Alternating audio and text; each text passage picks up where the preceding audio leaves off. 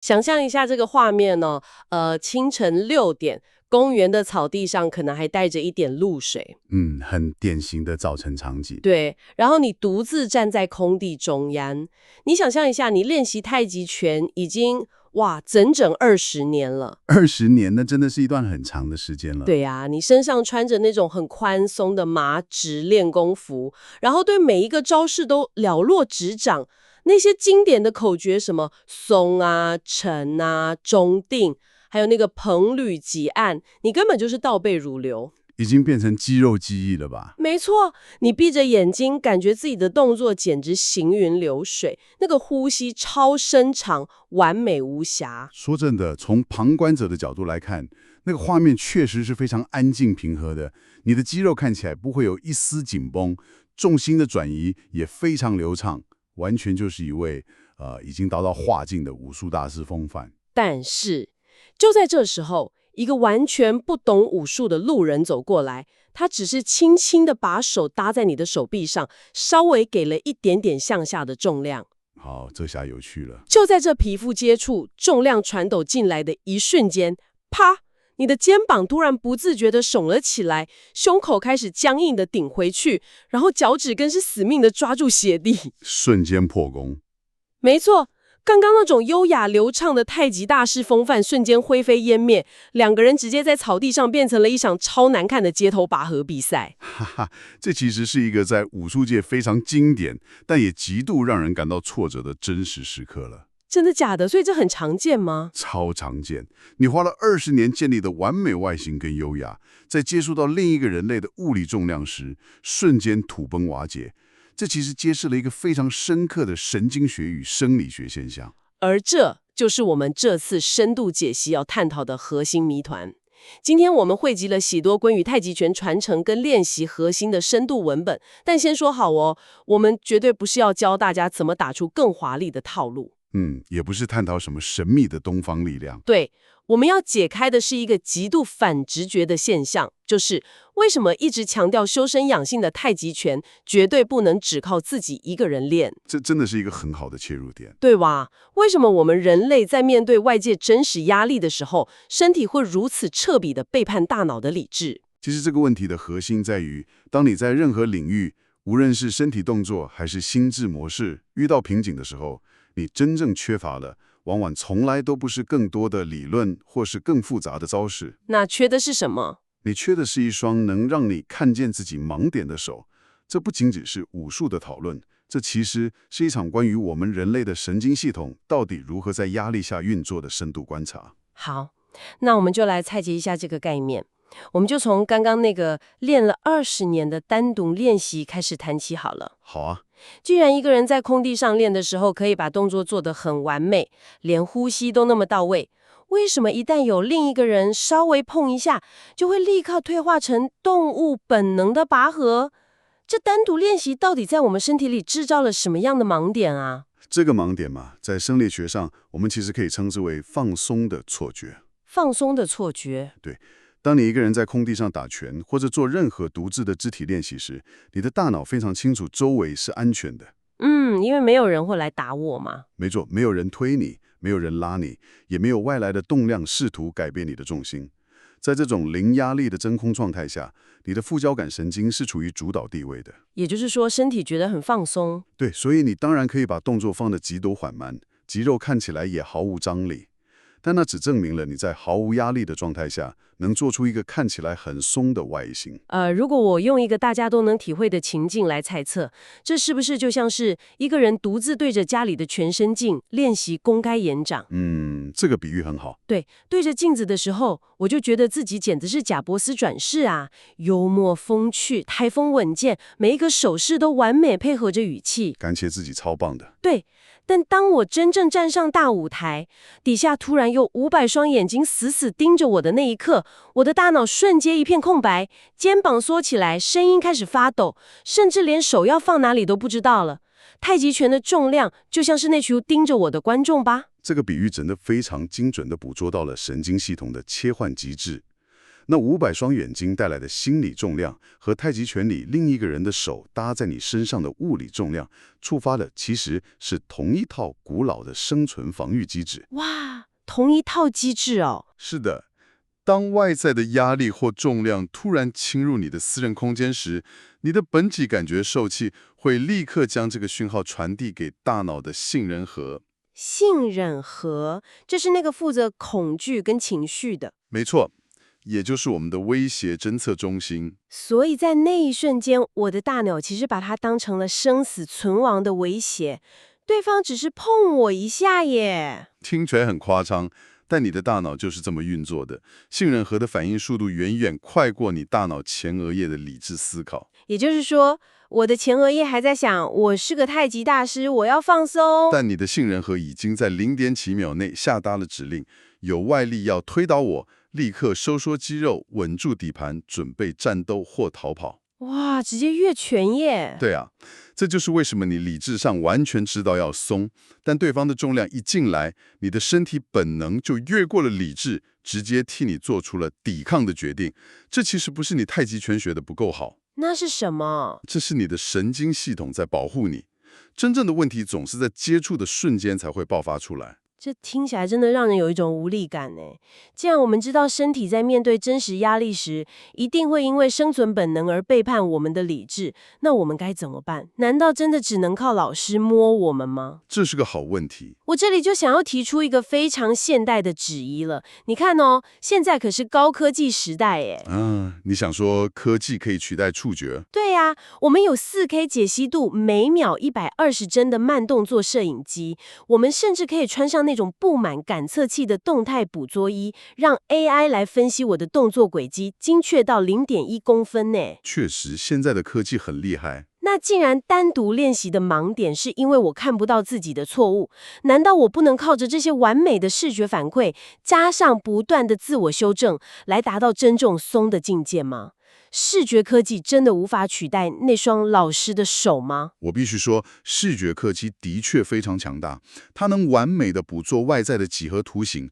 AI 可以告诉你，你的膝盖弯曲角度对不对？你的手腕是不是高了2公分？对啊，这样不就够了吗？不，视觉有一个致命的极限，那就是它无法看穿皮肤。看穿皮肤？对，它无法测量你身体内部的张力分配。内部张力，可以具体说明一下这是什么感觉吗？举个最常见的例子好了，如果太极拳的口诀说重心下沉，你的理智听懂了， AI 也透过镜头看到你把膝盖压低了。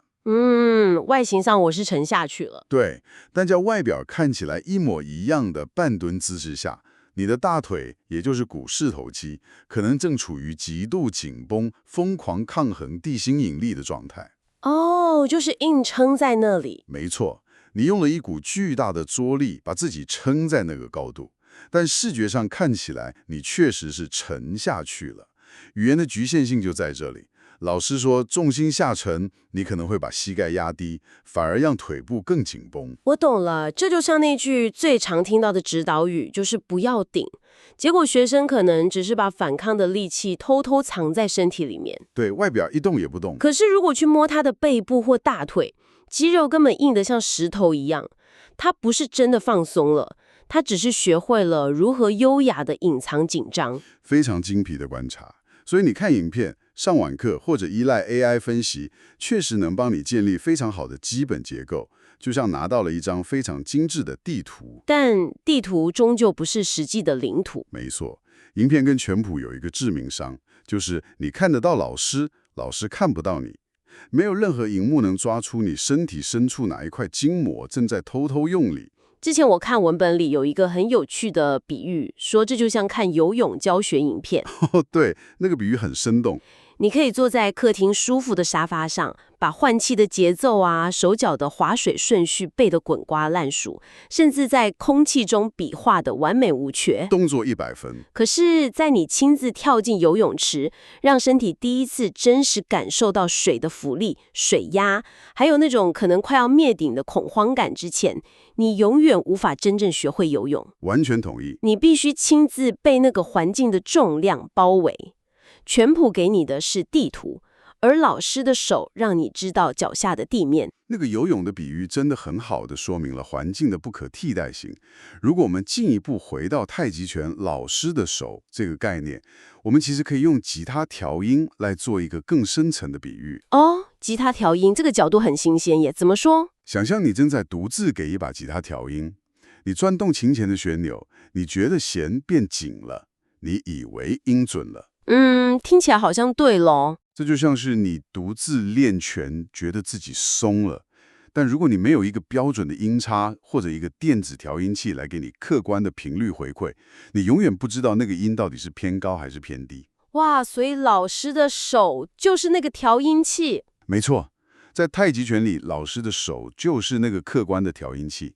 当老师把手搭在你的手臂上，给出一个精确的重量和方向时，你的神经系统瞬间就有了一个真实的对照组。也就是说，如果没有老师那个重量压上来，我根本不知道我自以为的松，其实在别人眼里是完全僵硬的。是的，老师的手提供的是身体能直接辨认的对照，触觉会直接让你的身体感知到，哦，原来我为了维持这个姿势，肩膀居然偷偷借了这么多力气，或者是原来我的下盘根本没有连接到地面，稍微一碰就断了。真的，视觉真的办不到这一点。对啊，这不是老师用语言把一个死板的招式塞进你的大脑，而是透过触觉的压力，让你的神经系统第一次恍然大悟，体会到同一种动作，居然有完全不同的重量感。没错，这是一种从细胞和神经回路层面发生的重新学习，触觉校正是无可替代的。这里才是真正有趣的地方了。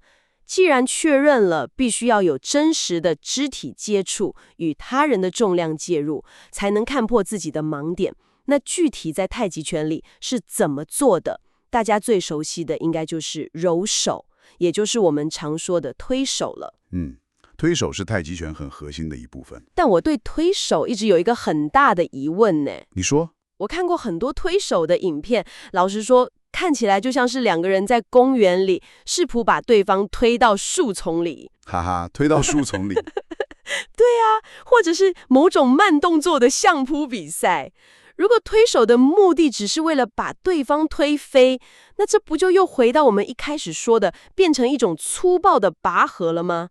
这样怎么可能达到你说的那种什么神经系统的重新编程？你观察得非常敏锐，把揉手当成把人推飞的比赛，这是外界对太极拳最严重的误解之一。所以大家平常都误会了。完全误会了。如果两个人一接触，起心动念就是比谁的手快，谁的力气大，谁能先破坏对方的重心，那揉手确实就沦为了一种低阶的角力，沦为另一种粗暴的竞赛。那真正的揉手到底是什么？真正的揉手其实是一面极度严苛的镜子。镜子，对。当两只手搭在一起开始转动时，你的身体甚至你的性格会开始毫无保留地说实话。它能照出你平常看不见的心理与生理盲点。身体说实话，你的意思是这面镜子照出来的不是我的招式标不标准，而是我的心理防卫机制。没错。比如我一被碰就紧绷，或者极度害怕失去中心。对，这是不是就是太极拳里常说的听劲啊？我一直觉得这个词很玄呢，是用耳朵去听对方的力气吗？所谓的听劲完全不是神秘学，它是高度发达的本体感觉和触觉雷达。哦，所以是用身体去听。当对方的手碰触到你，你能不能透过这个接触点，感知到对方的重心现在在哪里？他的力量是准备往前，还是正在往后退？这就像盲人手里的盲人杖，透过杖尖传来的震动，大脑就能建构出前方的地形。哇，这个比喻太好了。而这面镜子照出的最残酷的实话是，在你能听清楚对方之前，你是不是就已经因为恐慌，急着想要回答对方了？所以这根本是一台极度严苛的生理测谎机啊！一点都没错。我的嘴巴可能还在说我很放松，我不用力，但我一旦感觉到你的重心转移，我的大腿肌肉瞬间锁死，肩膀紧绷，身体一直想控制对方，这就证明了我其实怕得要死。对，这就是身体的诚实反应。还有一个常见的概念是发劲，很多人一学推手就急着想展现那种把人瞬间弹飞的爆发力。对对对，电影里面那种碰一下人就飞出去十几公尺的。但如果你自己的身体到处都是紧张的节点，你的肌肉还在互相抗衡，你是不可能发出通透的力量的。这就像你不可能在一艘摇晃的独木舟上发射大炮一样。后坐力会先把自己掀翻。对啊，所以柔手的真正目的，从来都不是先学怎么去赢别人，而是先学怎么不被自己的反应带走。先不被带走。当你能够在接触中做到不急着去顶，不急着逃，不急着用蛮力证明自己懂了，太极才真正从死板的拳架里活了过来。听你这样一说，柔手真的是一面照妖镜，但这也引发了我的另一个疑虑。什么疑虑？如果这是一面这么残酷，会暴露所有缺点的镜子，那对于一个初学者来说，我是不是应该先独自苦练个10年，把基本功练到完美，才有资格开始接触另一个人呢？如果我第一天就去跟别人推手，难道我不会因为太过恐慌，反而养成了一堆乱用力，像溺水一样挣扎的坏习惯吗？这是很多人会有的迷思，听起来很合乎逻辑，但这恰恰是太极拳练习中最危险的陷阱。为什么？我们刚刚提过，单独练习会培养出放松的错觉。如果你一个人练了10年，你其实是花了10年的时间，在你的神经系统里深深地烙印了这个错觉。10年都在练错觉？等到第10年，你第一次碰到别人的手时，那个崩溃感会是毁灭性的。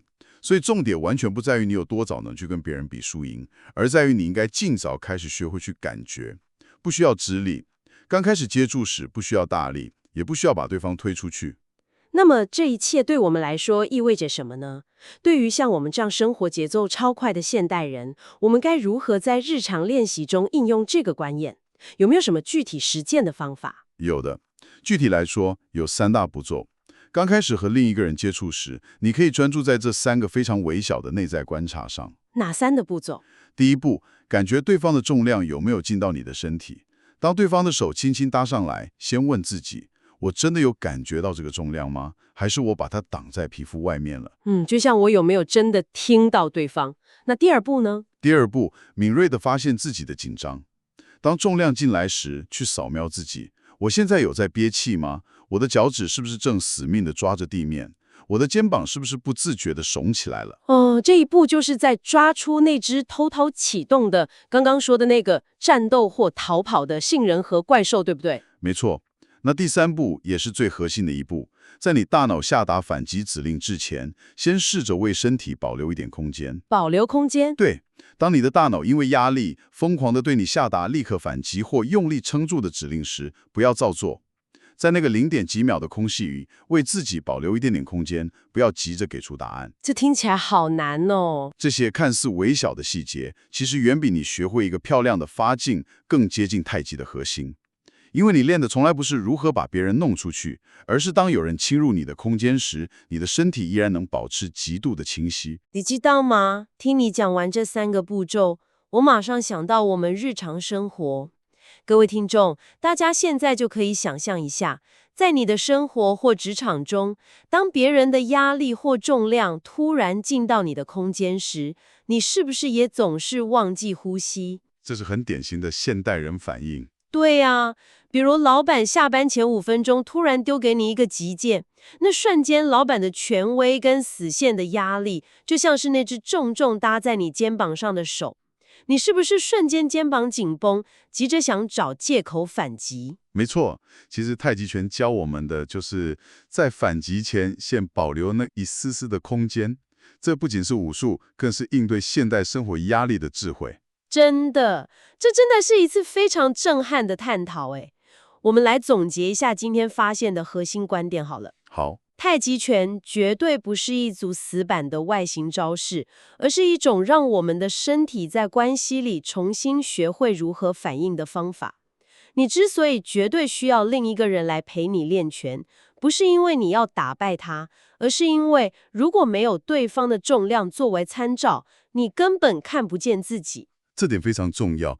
只有当另一双手碰到你时，你什么时候在顶，什么时候在逃，什么时候急着想证明自己懂了，这些隐藏的真相才会慢慢浮现。没错，所以给各位听众一个最终的行动呼吁：下一次练拳，或者是面对生活压力的时候，当有人碰到你，先不要急着回应，先感觉你自己。在做出反击之前，先把失去的呼吸和空间找回来。对，那在节目的最后，我想抛出一个延伸的思考，给大家带回去慢慢咀嚼。听起来很有哲理。如果我们在肢体上都必须依赖另一个人的重量与接触，才能暴露出我们本能的抵抗与逃避，那么在心理层面上呢？心理层面，对啊，我们是不是也常常为了追求所谓的平静，而刻意避开那些与我们意见不同的人？确实，大家都喜欢待在同温层里。如果没有那些带着不同观点的重量来碰撞我们、推挤我们，我们是不是也陷入了一种自我感觉良好的心智错觉里，永远无法看见自己思维上的盲点呢？就像那个练了20年却一碰就倒的大师一样。这个观点真的非常深刻。心智上的推手其实也是我们每天都在经历的。没错，所以邀请大家带着这个问题去重新审视你生活中的每一次接触吧。我们下次的深度解析见喽，拜拜。